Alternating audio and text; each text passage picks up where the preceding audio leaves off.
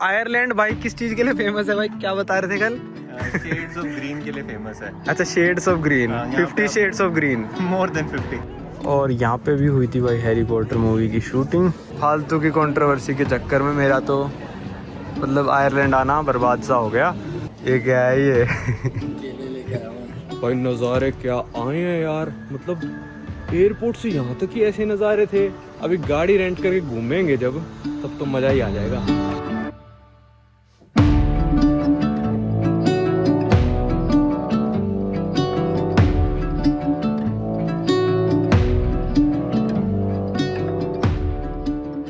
स्वागत है भाई आप सभी लोगों का एक नई वीडियो में। मैं हूं अभी भाई आयरलैंड की कैपिटल डबलिन में।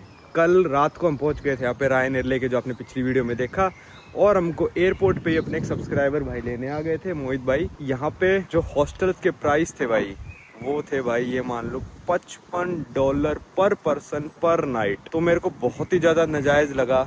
तो मैंने भाई सब्सक्राइबर जिनके मैसेज आ रखे थे आयरलैंड से, उनको कहा भाई अगर आप होस्ट करने में कंफर्टेबल हो तो ठीक है। तो बोले हाँ बिल्कुल। तो यही एयरपोर्ट पे लेने आ गए थे। अब 3 दिन ही हम, ज़्यादा दिन आयरलैंड है भी नहीं, 3 ही दिन है। तो मोहित भाई के साथ ही रुकेंगे। यहाँ पे इनका घर है, मैं भी दिखा नहीं रहा एड्रेस वगैरह कहाँ है, प्राइवेसी है भाई उनकी। आज हम जा रहे हैं यहाँ से 300 किलोमीटर दूर डबलिन से। आज डबलिन नहीं घुमा रहा, कल घुमाऊंगा शायद डबलिन आपको। तो 300 किलोमीटर दूर है क्लिफ्स ऑफ मोरे, और उसको कहते हैं भाई सबसे फेमस जगह आयरलैंड की। कोई आयरलैंड आए तो वहाँ ज़रूर जाना। तो हमने कहा फिर चलो चलते हैं। तो ड्रोन व्रोन सब ले लिया है, वहाँ पे जाके ड्रोन व्रोन उड़ाएंगे। बहुत दिन हो गए उड़ाए हुए, और आज थोड़ा मेरा मूड लो सा है भाई, आपको पता ही होगा। मैं उस बात करना नहीं चाहता इस वीडियो में, तो थोड़ा मूड लो हो तो उसको इग्नोर करना। चलो भाई मैं मोहित भाई से मिलवाता हूँ। ये है अपने मोहित भाई। आप कहाँ से हो इंडिया में? मैं हूँ कानपुर से। अच्छा, अपने आप हो जाता है क्या हवा का? कानपुर से कितने साल हो गए भाई आयरलैंड में? मुझे हो गए करीब 7 साल। 7 साल हो गए। तो आज हम कहाँ जा रहे हैं? आज मैंने क्लिफ्स ऑफ मोहर। इसमें करना सेट मैं दिखाऊं कितना दूर है। अभी हमको दिखाते हैं। तो शायद 301 किलोमीटर दूर है, और हमको 3 घंटे में पहुंच जाएंगे हम 300 किलोमीटर। ऐसा है 261 किलोमीटर। चलो ठीक है, अभी मोहित भाई के बारे में और बताते रहेंगे वीडियो में। चलो भाई, यहाँ पे आयरलैंड में गॉलवे के पास हम पहुँच गए थे। और भाई ये इलेक्ट्रिक गाड़ी है भाई की, तो चार्जिंग करनी थी। वैसे हम एक पेट्रोल पंप पे रुके थे, वहाँ पे चार्जर ना फुल थे। ये टेस्ला का सुपर चार्जर है। टेस्ला वालों ने लगा रखे, पर चार्ज कोई सी भी गाड़ी हो जाती है। BMW है पर चार्ज टेस्ला वाले से भी हो जाएगी, तो सेम चार्जर है। और इसका प्राइस है 0.6 यूरोज पर किलोवाट आवर। तो मोहित भाई ये बताओ, जैसे इसका प्राइस 0.6 यूरो पर किलोवाट आवर है, तो आपकी 80 किलोवाट की है, तो आपका लगभग 45 यूरो में फुल चार्ज हो जाएगी। अब क्योंकि 80 की है तो अपनी यूजेबल बैटरी 72 ही है। अच्छा, और उसमें आप फिर जोड़ लो 40 to 45 के बीच में हो जाएगी। 40 यूरो में हो जाएगी, इसका मतलब यही है ना। तो 40 यूरो में फिर 300 किलोमीटर चलेगी, लगभग 300-320 किलोमीटर चलती है, मतलब 40 यूरो में। तो सही है मेरे हिसाब से तो। बट ये पब्लिक चार्जिंग में है इतना प्राइस। अगर आप इसको घर पे चार्ज करते हो तो फुल हो जाता है हमारा नॉर्मल टैरिफ पे 12 से 15 में। और अगर आप रिड्यूस टैरिफ पे करते हो तो 5 से 7 यूरो में हो जाती है। अच्छा, फिर तो बहुत सही है। छोटा सा देश है तो भाई कर सकते हो। तो वहाँ पे एक और गाड़ी खड़ी, पर वो चार्ज तो नहीं कर रहे, खाली पड़े हैं यहाँ पे अभी इलेक्ट्रिक चार्जिंग के। चलो बैठते अंदर, 5-7 मिनट चार्ज करेंगे और 10-15% बढ़ जाएगी, क्योंकि 1 घंटे में फुल हो जाएगी। 102 किलोवाट पर आवर के हिसाब से चार्ज कर रहा है, और इन्होंने बताया 72 किलोवाट की बैटरी है, तो 45 से 50 मिनट में तो 0 से फुल हो जाएगी। भाई यहाँ से एक आइसक्रीम ली थी, इसका नाम था 99। तो ये 99 क्यों नाम है भाई इसका? पहले ये कभी 99 सेंट्स की हुआ करती थी। जब पहले कभी हुआ करती थी, आपको 7 साल हो गए तब थी कभी? तब कितने की थी? अभी तो 3.5 यूरो की है, 3 यूरो की। हाँ, और आप जब आए थे तब 2 की तो होगी। तब 199 की थी। 1 तो 99 की कभी नहीं थी पहले ज़माने में। ये इसलिए बनाई थी इन्होंने कि 99 सेंट्स में देंगे। बहुत ज़्यादा दिए भाई मेरे हिसाब से तो, मतलब 3 यूरो के हिसाब से भी लंदन से तो सस्ती है।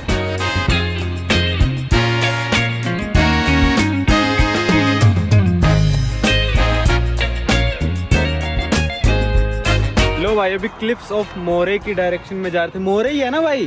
क्लिफ्स ऑफ मोहर मोहर की डायरेक्शन में जा रहे थे, और वहाँ दिख रहा है भाई समुंदर। और ये थोड़े ना पहाड़ी टाइप एरिया में आ गए हैं। ये देखो, जैसे ये जो गाड़ियाँ जा रही हैं तो यहाँ पे साइड में लगाने का आ जाता है अपना फोटो वीडियो जो भी करानी है, और सारा ग्रीन ग्रीन हो रखा है। और आयरलैंड भाई किस चीज़ के लिए फेमस है भाई, क्या बता रहे थे कल? शेड्स ऑफ ग्रीन के लिए फेमस है। अच्छा, shades of green, 50 shades of green, more than 50। कितनी थी? मेरे को एग्जैक्ट नंबर नहीं याद है इसलिए मैं कोट नहीं करूंगा, बट आप अभी भी किसी सीन में देखो तो आपको अलग अलग तरीके की ग्रीन ग्रास या मतलब पैचेस होंगे, वो आपको क्लियरली दिखेंगे। भाई कल कह रहे थे 72 शेड्स ऑफ ग्रीन, अब वो कंफर्म नहीं है तो कह रहे हैं कि 72 अलग अलग तरह के ग्रीन रंग दिखेंगे भाई। अब हमको तो एक ही दिखता है कि ये हरा हो रखा है, पर हाँ जैसे पता चल जाता है ना पानी में भी कि ये वाला ऐसा ब्लू हो रखा है क्रिस्टल क्लियर, ये वो ऐसा ब्लू वैसा ब्लू।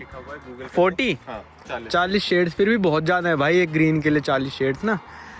तो आयरलैंड इसी के लिए फेमस है। जैसे न्यूजीलैंड था ना, मेरे को तो भाई थोड़ा थोड़ा आयरलैंड वैसे ही लग रहा है, पतली पतली सड़कों से जा रहे हैं, ऐसा ही न्यूजीलैंड था बिल्कुल।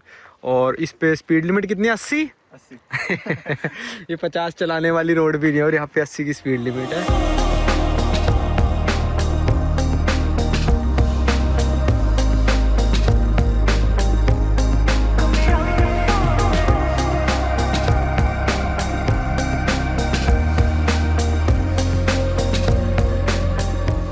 यहाँ पे रोका था, कितना दूर रह गया भाई यहाँ से? यहाँ से 20 मिनट और है। 20 मिनट, 20-22 किलोमीटर। ठीक है, रेंज बची है? रेंज है इनफ। चलो भाई ये पहुँच गए हम क्लिफ्स ऑफ मोहर पे। चलो चलते हैं अंदर, हाइकिंग करके जानी पड़ेगी। अभी करेंगे हम ऊपर हाइकिंग और वहाँ से मिलेगा नज़ारा। वैसे एक हाइक जा रही है भाई इस तरफ ही, 1.5-2 घंटे की हाइक है, पूरी 7वीं क्लिफ तक जा सकते हो आप, पर हम तो यहीं से देख लेंगे। कितनी क्लिफ है? 7 हैं। 7 हैं। अच्छा चलो यहाँ से देखते हैं हम तो ऊपर चढ़ गए भाई, ये हम आ गए ऊपर चढ़ के वहाँ से, और यहाँ से दिख रही हैं क्लिफ्स। और यहाँ पे भी हुई थी भाई हैरी पॉटर मूवी की शूटिंग।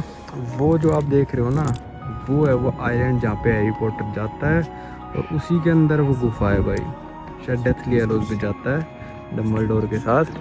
इतना दूर है उस, अगर आपको उस आइलैंड के आसपास जाना है ना तो एक बोट भी जाती है, उस पे आप बैठ के जा सकते हो। तो यहाँ से कुछ ऐसा नज़ारा है। आज बहुत ही ज़्यादा शांत मौसम है आयरलैंड में, मान लो 90% ऑफ द दिन जो होते हैं 365 में से, उसमें से बादल ही रहते हैं भाई। पर आज बिल्कुल साफ़ मौसम मिला है, और यहाँ पे ड्रोन उड़ाना अलाउड नहीं है। ये कह रहे हैं कि पक्षियों को जो नीचे उड़ रहे हैं ना उनको खतरा है। अबे मेरे ड्रोन को खतरा है भाई उन पक्षियों से, इनको कोई खतरा नहीं है। तो यहाँ हमने कैरी करा ड्रोन, फालतू में ही नहीं उड़ा सकते। उस तरफ एक लाइट हाउस है, वो रहा, पहले के ज़माने में यूज़ होता होगा शिप्स को वो डायरेक्शन दिखाने के लिए।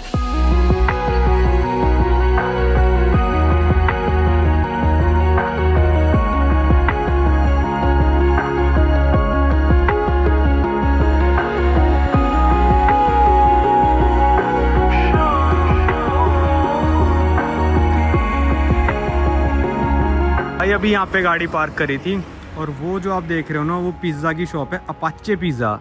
और इतनी छोटी सी शॉप पे ना ऑनलाइन ऑर्डर कर दिया भाई ने, मोहित भाई ने। मैंने कहा इतनी सी शॉप पे ऑनलाइन कैसे ऑर्डर हो रहा है भाई, मतलब कैसे हो रहा है? ये चेन है क्या? ये बहुत पॉपुलर चेन है। अच्छा, अपाचे पिज़्ज़ा पूरे आयरलैंड में छोटे से छोटा शॉप, वो गाँव में भी जाओगे कुछ भी होगा ना उसमें ये वाला शॉप जरूर दिखाना। क्या खरीदा है? ये हमने लिया है चिकन पिज़्ज़ा और गार्लिक डिप। अच्छा, ये क्या साइज़ है? ये मीडियम 13 यूरो का है ये। हाँ। 1 फुट। यहाँ पिकनिक मना रहे हैं भाई। भाई यहाँ पे अभी ना डबलिन आ गए थे हम, और ये मोहित भाई अपनी गाड़ी लगाने लग रहे हैं यहाँ पे। तो यहाँ पे पार्किंग मिलती नहीं है, और मेरे से बोला 3-4 मिनट फटाफट ना वीडियो बना के आ जाओ। तो भाई भी पिछले 2-3 दिन से आपको पता ही है मेरे साथ क्या केस हो रहा है। तो जो केस मेरे साथ हो रहा है उस टाइम पे मैं यहाँ पे हूँ, तो सोच सकते हो मेरा दिमाग कितना ख़राब हो रखा होगा। क्लिफ्स गए थे, अगले दिन तो भाई पूरा ही उस चीज़ में चला गया। आज भी आधा दिन निकल चुका है। आज मेरी फ़्लाइट है यहाँ से लंदन की, और लंदन से मैं आगे जाऊँगा फेरो आइलैंड, तो वो चीज़ आप देखोगे। पर अभी तो मतलब दिमाग ख़राब हो गया, तो फिर इतना मेरे से शायद कुछ अच्छा ना बने। पर मैं बता देता हूँ, अभी मैं हूँ भाई टेम्पल वार एरिया में। टेम्पल वार एरिया वो वाला है जहाँ पे भाई सारे बहुत ही ज़्यादा फेमस बार्स हैं, हैपनिंग मतलब नाइट लाइफ एरिया। और ये वाला बार सबसे ज़्यादा फेमस है, इसके नाम पे इस एरिया का नाम है, या फिर इस बार का नाम इस एरिया पे है टेम्पल बार। ठीक है, तो ये गाड़ी वाला चला जाए तो मैं क्रॉस करूँ। जा भाई, तो देखो भाई कैसी स्ट्रीट है। ओ ये टेम्पल बार इन्होंने गलत लिख रखा है, फिर वो वाला है भाई असली वाला, क्योंकि मोहित भाई ने बोला था कि यहाँ से सीधा जाके राइट जाना है, तो वो वाला है भाई टेम्पल बार। अगर मैं आपको दिखाऊं तो फटाफट वीडियो बनानी पड़ेगी क्योंकि पार्किंग का यहाँ पे पूरा झमेला है। आप स्ट्रीट्स देख सकते हो कैसी हैं, क्योंकि रोड नहीं है, बहुत पुरानी कॉबल्ड स्ट्रीट कहते हैं इनको, जो ऐसे पत्थरों वाली होती है ना। तो ये वाला है भाई टेम्पल बार, जो कि इतना ज़्यादा फेमस है। एस्टेब्लिश्ड 1840 भाई, 1840 में एस्टेब्लिश हुआ है, मतलब 185 साल हो चुके इस बार को यहाँ पे। भाई बहुत ही प्यारी सिटी थी यार, ये तो बहुत ही सही बार बना रखा है। सब इस फालतू की कंट्रोवर्सी के चक्कर में मेरा तो मतलब आयरलैंड आना बर्बाद सा हो गया, पर चलो कुछ तो देख के जा ही रहे हैं। ये पूरी स्ट्रीट ऐसे ही है, इस साइड से लेकर उस साइड से लेकर यहाँ पे। अब मैं आपको दिखाता हूँ एक पेनी ब्रिज। भाई ये वाला जो ब्रिज देख रहे हो ये है मिलेनियम ब्रिज, और वो है भाई हाफ अ पेनी ब्रिज, वो वाला जिस पे सारे लोग क्रॉस करने लग रहे हैं ना, उस ब्रिज का नाम है हाफ अ पेनी ब्रिज। आप इसका मतलब समझाता हूँ मैं, इसका क्यों ऐसा नाम है। पहले सिटी देख लो भाई पूरी, इस तरफ एक और ब्रिज है रिवर क्रॉस करने के लिए, ऐसा कोई डबलिन का मतलब ये मान सकते हो डाउनटाउन एरिया है ये पूरा। तो मोहित भाई से ही पूछ लेते हैं इसको हाफ ए पेनी ब्रिज क्यों कहते हैं। मोहित भाई इसको हाफ ए पेनी ब्रिज क्यों कहते हैं, वो जो आगे वाला ब्रिज है? काफी टाइम पहले जब ये इंस्टॉल हुआ था तब इसको क्रॉस करने की फीस रहती थी हाफ अ पेनी। अच्छा, ब्रिज पार करने की ब्रिज पे चलने की फीस, ब्रिज पे चलने की, रिवर क्रॉस करने की फीस। अब तो कितनी फीस है? 4 यूरो।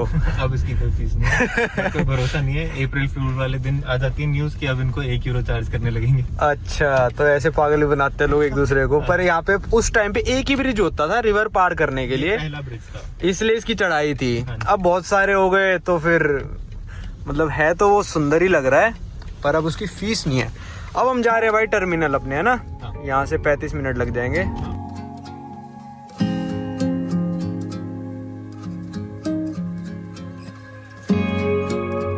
चलो मोहित भाई, ये सफर तो ऐसा ही रहा अजीब सा, अगली बार कभी मिलते हैं। ओके बाय बाय, पहुंचो आप भी घर। लो भाई यहाँ पहुंच गया मैं डबलिन एयरपोर्ट पे। अभी बज रहे हैं शाम के 3:30 और मेरी फ़्लाइट वैसे तो 7 बजे है, पर मैंने मोहित भाई को बोल दिया जल्दी छोड़ दो क्योंकि आज वर्किंग डे था उनके लिए भी। तो मैंने बोला जब आपको मन करे छोड़ दो। तो अभी 3:40 हो रहे हैं, अपना चेक इन करते हैं और फिर चलते हैं। भाई ये है एयर लिंगस का चेक इन। एयर लिंगस आयरलैंड की वो है एयरलाइन, तो हमको बस टैग करना है अपना बैग और हमारा चेक इन ऑलरेडी हो चुका है। भाई ये दूसरा एयरपोर्ट है जहाँ पे यूएस प्री क्लियरेंस मैंने देखा है। तीसरा आबू धाबी में मिलता है, आयरलैंड में और भाई कनाडा में भी। मतलब यहीं से प्री क्लियरेंस करा के जाओगे तो आपको यूएस में इमिग्रेशन नहीं कराना पड़ेगा। अब मेरा गेट है 411 और मैं लाउंज एक्सेस भी ले सकता हूँ, उस गेट के पास एक लाउंज भी है। तो भाई यहाँ पे लिखा है लाउंज, लिफे लाउंज, जो कि अपने प्रायोरिटी पास के साथ हमको मिल जाएगा। उसमें बैठते हैं आराम से जाके। भाई आज लाउंज एक्सेस करके पता है मैं क्या खा के आया वहाँ पे? एक गिलास पिया मैंने ऑरेंज जूस। जिस लाउंज एक्सेस को करने में $30-35 लगते हैं, वहाँ पे जाके मैंने एक गिलास ऑरेंज जूस पिया क्योंकि इतना दिमाग ख़राब हो चुका है। करने की ट्राई कर रहा हूँ ताकि आगे की वीडियो मेरी ख़राब ना हो। भाई आप सोच नहीं सकते कितना दिमाग ख़राब हो सकता है। मैं बोर्ड कर गया था और आपने देखा होगा मेरे हाथ में जैकेट नहीं थी। मेरे को एकदम से याद आया जैकेट भूल गया मैं। भाई 60 पाउंड की थी। कल वैसे संटी भाई जा रहे थे पर वो टर्मिनल 1 से जाते, वो नहीं पिकअप कर पाते। मैंने 2 मिनट सोचा, वापस आया। लड़की इतनी अच्छी थी, कहती कुछ भूल गए क्या? मैंने कहा जैकेट। कहती कहाँ? मैंने कहा लाउंज में। कहती लाउंज में भूल गए? यार दूर है। मैंने कहा भाग के चला जाऊँगा, सामान भी नहीं अभी मेरे पास, सामान वहीं छोड़ के आ गया। मस्त लड़की थी, कहती गो है, तो ले आया भाई जैकेट। कोई नहीं, सब जेल जाएंगे, कोई दिक्कत वाली बात नहीं है। जैसे मैं हमेशा कहता हूँ कोई दिक्कत नहीं है।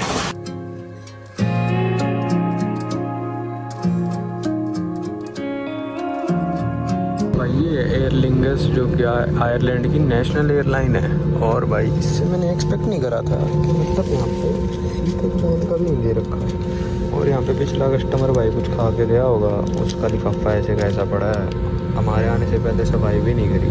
मतलब मेरे को लग रहा था फुल कैरियर है, पर ये तो बजट कैरियर सा ही निकला।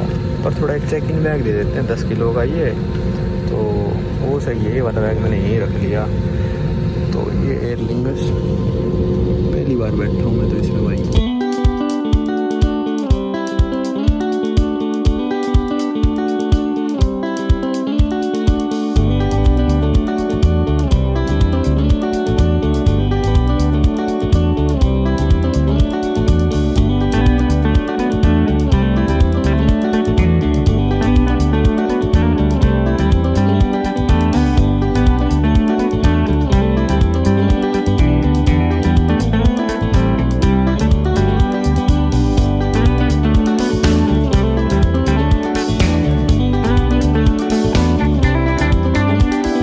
भाई फ्लाइट से उतरा और मैं तो सीधा बैगेज बेल्ट पे पहुंच गया। ना मेरा आयरलैंड में कोई इमिग्रेशन हुआ और अभी तक तो यूके में भी नहीं हुआ है, और मेरे को लगता भी नहीं होएगा क्योंकि बैगेज बेल्ट से पहले ही होता है इमिग्रेशन हमेशा। तो अपना बैगेज कलेक्ट करते हैं भाई, शायद नहीं होता होगा। चलो भाई, जब मैं आया था एयरपोर्ट पे लंदन, जब पहली बार आया था थोड़े दिन पहले ही यहीं उतरा था। अब हमको जाना है, बाहर तो जा नहीं सकते, मतलब बाहर ही हूँ मैं, इमिग्रेशन हुआ ही नहीं, तो मैं होटल वोटल जा नहीं रहा। अभी 8 ऑलरेडी बज चुके हैं, बल्कि 8:30, और सुबह 6:30 की मेरी फ़्लाइट है। तो मैंने फ़्लाइट थोड़ी ऐसी ली थी, लास्ट वाली से एक पहले ले ली थी मैंने, ताकि लास्ट वाली कैंसिल हो जाए तो दिक्कत ना हो। तो भाई चलते हैं, डिपार्चर्स पे बैठेंगे। भाई यहाँ पे सारी फ़्लाइट लगी हुई हैं और अब ज़्यादा फ़्लाइट्स जा नहीं रही हैं रात को। ऐसा ना हो यार रात को एयरपोर्ट बंद कर दे और मेरे को भगा रही है।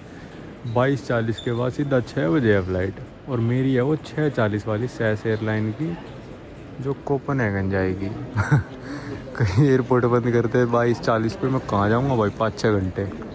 चलो देखेंगे, पढ़ता हूँ मैं ऑनलाइन, कोई सा टर्मिनल खुला होगा इनका। भाई यहाँ पे सेल्फ सर्विस चेक इन है तो सही, पर मेरे को पता है भाई अपने इंडियन पासपोर्ट से आप सेल्फ चेक इन नहीं कर सकते। सैस एयरलाइन चूज़ कर ली। अब बैग टैगिंग्स के भाई ये क्या हो गया, कंप्यूटर बंद, अच्छा चल गया। चेंज लैंग्वेज, पासपोर्ट वो तो रहा है यार, प्रिंट बोर्डिंग पास, कमाल हो गया ये तो। चलो कहाँ तक का दिया इन्होंने, ये आगे तक का दे दिया मेरे को, फेरो आइलैंड तक का। 24A और 28 है, बहुत सही होगी यार सीट मेरी तो। भाई अब दिक्कत क्या है यहाँ पे कि बोर्डिंग पास मेरा निकल गया, ठीक है, पर 10 बजे यहाँ पे अंदर का एयरपोर्ट ही बंद कर देते हैं बीजिंग फ़्लाइट के बाद। आज के लिए बीजिंग फ़्लाइट है वो, तो उस फ्लाइट की बोर्डिंग के बाद आप अंदर जाके इमिग्रेशन वगैरह पार नहीं कर सकते हो। तो आपको ये एरिया पर 24 घंटे ओपन रहता है, तो आप चेयर पे बैठ जाओ, कैफ़े में बैठ जाओ, जहाँ पे आपको यहाँ पे सोना है यहाँ पे सो जाओ, इनको कोई दिक्कत नहीं है। पर फिर ये एयरपोर्ट लगभग आप ये मान लो मे भी 4 बजे खुल जाता हो, क्योंकि 6 बजे तो पहली फ़्लाइट मेरे को दिख ही रही है। और ये जो फ़्लाइट्स नहीं चला रहे रात के 10 से 6 तक, ताकि लंदन सिटी के ऊपर नॉइज़ पॉल्यूशन ना हो। तो काफ़ी अच्छी चीज़ है भाई ये तो, कि अपने सिटीजन्स का ध्यान रखा है कि नहीं फ़्लाइट्स हम कम चला लेंगे पर सिटीजन्स को दिक्कत नहीं होनी चाहिए। 9 बज गए, अब मेरे को टाइम पास करना पड़ेगा लगभग 7 घंटे।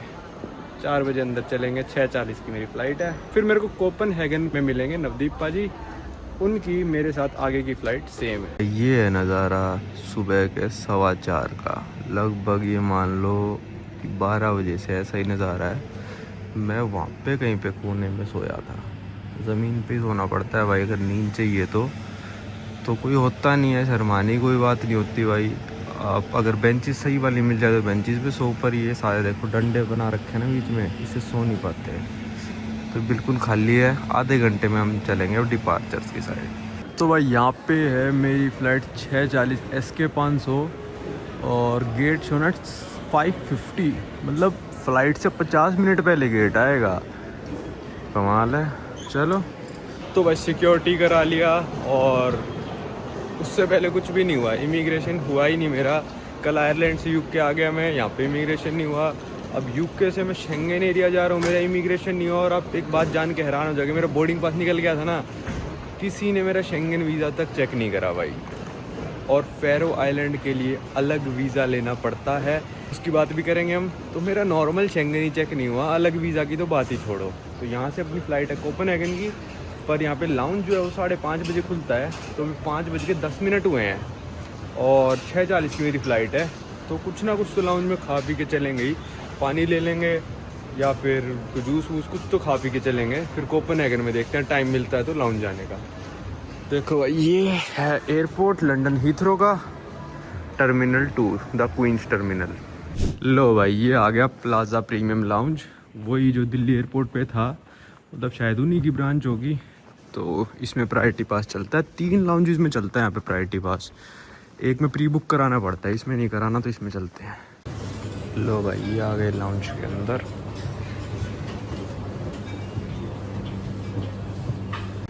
भाई यूरोप में ना वैसे ये लोग बनते हैं कि भाई हम बहुत ज़्यादा वो कर रहे हैं, वाटर रिफिल वगैरह, प्लास्टिक की मत यूज़ करो, पर पूरे एयरपोर्ट पे कहीं मिलेगा नहीं आपको, तो यहीं से वाटर रिफिल करा के चलेंगे। अभी तो जूस लेने आया था भाई। जैसे सैन फ्रांसिस्को में था ना कि आप रेस्टोरेंट में खा सकते हो, इसमें प्रायोरिटी पास चला सकते हो अगर आप टर्मिनल 2 पे आते हो तो, big smoke tap house and kitchen में। भाई कमाल है, ये पहली ड्रिंकिंग वाटर की देखी है मैंने, बहुत ही कम बना रखी है यूरोप वालों ने। जो उस वाले एयरपोर्ट पे था एडिनबर्ग वाले पे तो था ही नहीं, पानी खरीद दो। लो भाई ये है अपनी आज की एयरलाइन सास, और इस पे देखो भाई कैसा ही झंडा सा बना हुआ है। मेरे को ऐसा लग रहा है कि स्कैंडिनेवियन एयरलाइन है ना, तो नॉर्वे का झंडा, फिर लगा है स्वीडन का, और फिर लगा है ये डेनमार्क का है मेरे को लग रहा है। हाँ फिनलैंड का नहीं है, डेनमार्क का है। तो ये पहले वाला, हाँ पहले वाला तो नॉर्वे का ही है। चलो पहली flight to Copenhagen. I just wanna be never said I am. Not calling anyone else. Not falling into her hand. Just like you think I would do. I just wanna spend some time with myself. I'm not texting anyone else. I'm not falling for someone else. Yes, I come back. Yes, I come back. Yes, I come back. Yes, I come back.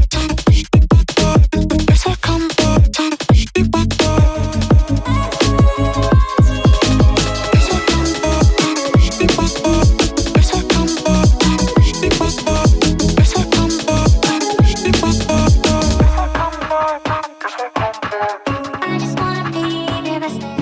भाई वो जो bridge आप देख रहे हो ना, वो connect करता है डेनमार्क को स्वीडन से।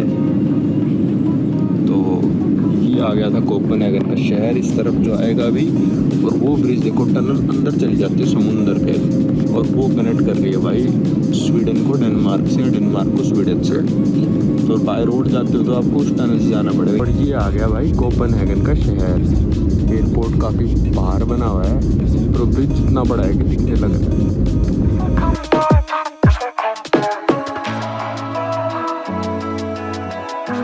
लो भाई यहाँ उतर गए कोपेनहेगन एयरपोर्ट पे, और ये था अपना सास का विमान, स्कैंडिनेवियन एयरलाइंस का SAS।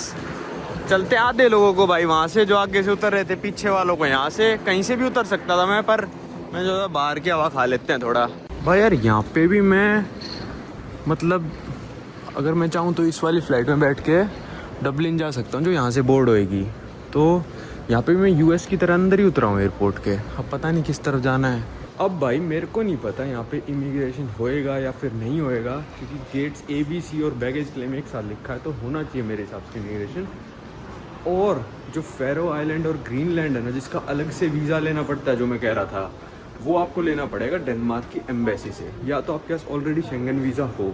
ठीक है, अगर ऑलरेडी शेंगन वीज़ा है आपके पास किसी और देश से या फिर डेनमार्क से भी, तो आपके डेनमार्क के वीज़ा पे लिखा होना चाहिए valid for Greenland and Faroe island. ठीक है, अगर आपके पास डेनमार्क के अलावा किसी से वीज़ा है, फिर तो आपको नया लेना ही पड़ेगा, और डेनमार्क वालों को बताना पड़ेगा कि शेंगन वीज़ा है मेरे पास, अब मेरे को ग्रीनलैंड और फेरो आइलैंड का चाहिए। सेम प्रोसेस है बिल्कुल।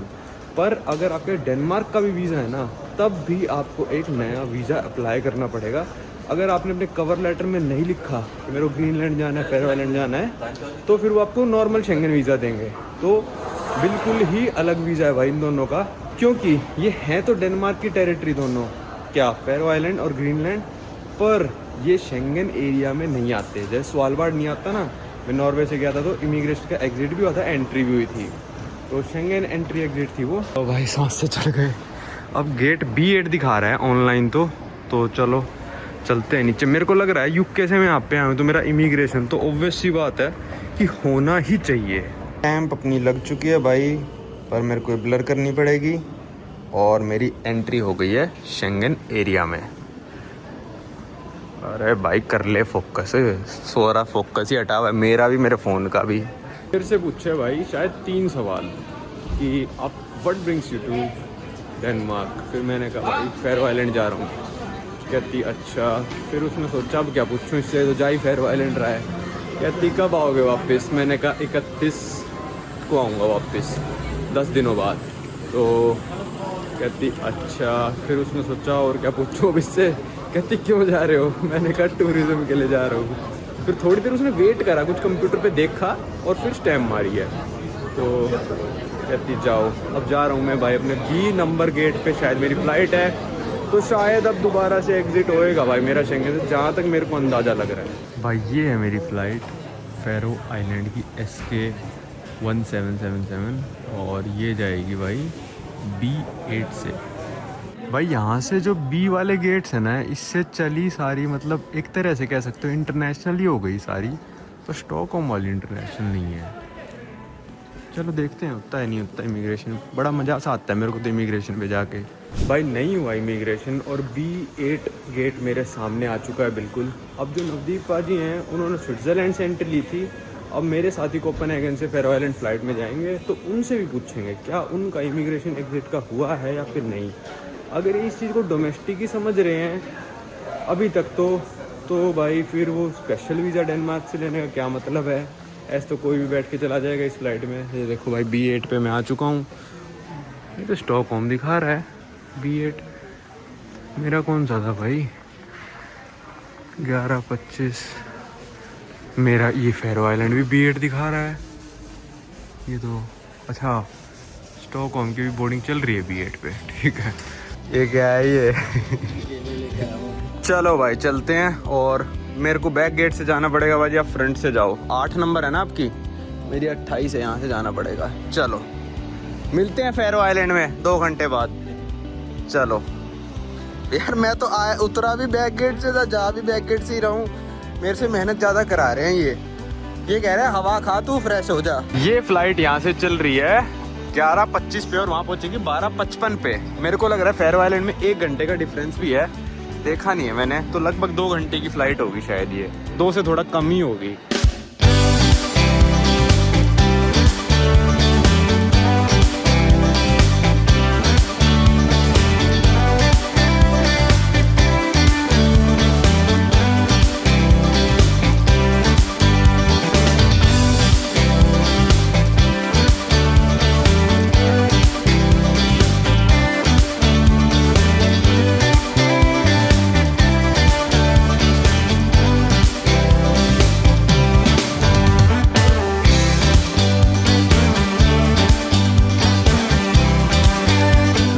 यहाँ पहुँच गए फेरो आइलैंड के एयरपोर्ट पे और एक ही प्लेन खड़ा है और ये अटलांटिक एयरवेज काफ़ी ज़्यादा फ्लाई करती है फेरो आइलैंड। ये लंदन से भी आती है, पेरिस से भी आते हैं शायद, और कोपेनहेगन से भी, पर कम दिन उड़ती है, SAS ज़्यादा दिन उड़ती है।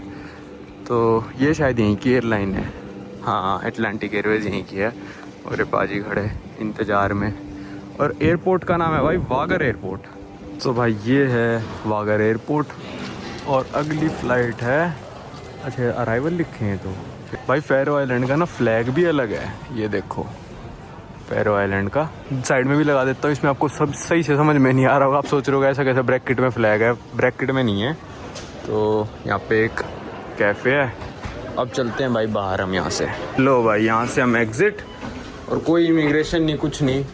भाई ये देखो हमको टोरशावन इनका शहर जाना था, मेन वाला है ना, तो वीकडे है आज, ट्यूसडे है, तो 12:55 में बस है और निकलने ही वाली होगी भाई 7 मिनट में। ये छोटा सा एयरपोर्ट है भाई, अभी है 5-7 मिनट निकलने में, तो अगली बस 2 बजे है, 2:30 बजे। यहाँ से टैक्सी का जा रहा है। और देखो एयरपोर्ट में उस तरफ जाके दिखाता हूँ आपको थोड़ा, ये देखो बंदे ने इतनी दूरी गाड़ी रोक दी, अच्छा पार्क कर रहा है। देखो भाई ऐसा एयरपोर्ट है कि चारों तरफ बंजर ही है, तो कहाँ आ गए हम। देखो ये वाली बस में जाना है, चलो भाई यहाँ पे टिकट। तो भाई ये मिली है टिकट और जाने की शहर टिकट है भाई 95 क्रोना की, मतलब डेनिश क्रोना यहाँ पे करेंसी चलती है क्योंकि डेनमार्क के अंडर है। इसको शायद 12 से मल्टीप्लाई करोगे तो इतने रुपए की होगी। चलो भाई बस चल चुकी है और यहाँ से शायद ना शहर मैंने देखा था 40-45 किलोमीटर दूर है, ये नहीं कि भाई 10-12 किलोमीटर, 45 किलोमीटर इस छोटे से आइलैंड पे।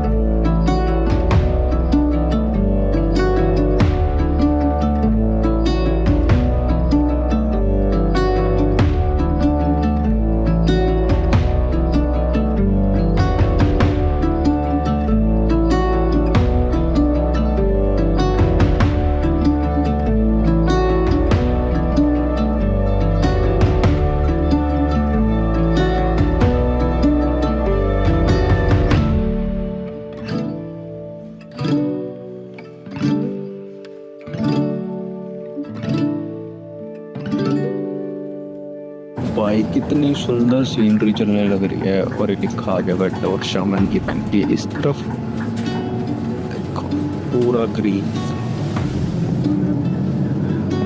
और ऐसे 2-4 छोटे छोटे गांव आ चुके बीच में अभी तक एयरपोर्ट से यहाँ तक ही।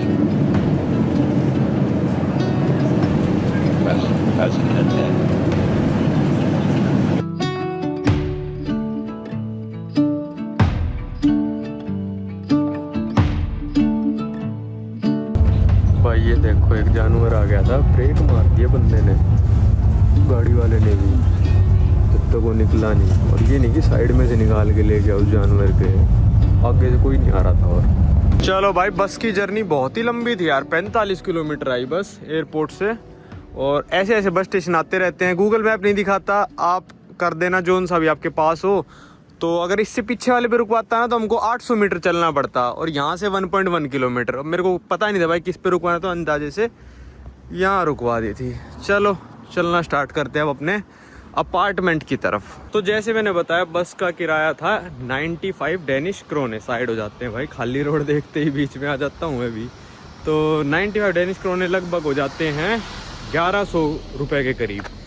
तो 45 किलोमीटर के हिसाब से ज़्यादा है, पर यूरोप के हिसाब से भाई मेरे को काफ़ी सही प्राइस लगा। मेरे को लग रहा था कि 20-25 डॉलर से कम नहीं होगा कुछ भी, पर 12 यूरो तो मेरे हिसाब से सही है क्योंकि एयरपोर्ट काफ़ी दूर है और 45 किलोमीटर दूर पता नहीं क्यों बना रखा है, यहीं बना लेते।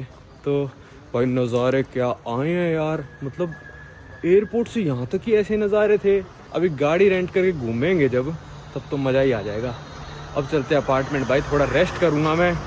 कहाँ एयरपोर्ट में पढ़ के सोया हूँ, क्या बताऊँ। चलो चलते हैं। तो भाई इस वीडियो को रखते हैं यहीं तक। मेरे को पता है काफ़ी लंबी हो गई, आयरलैंड लैंड होने से लेकर यहाँ तक ये वीडियो चल रही है। फैरो आइलैंड आ गया, बीच में 2-3 दिन ख़राब हो गए थे ना फालतू दिमाग ख़राब में, तो इसकी वजह से हो गया। तो इस वीडियो को रखते यहीं तक। अगली वीडियो में मैं आपको दिखाऊँगा फैरो आइलैंड।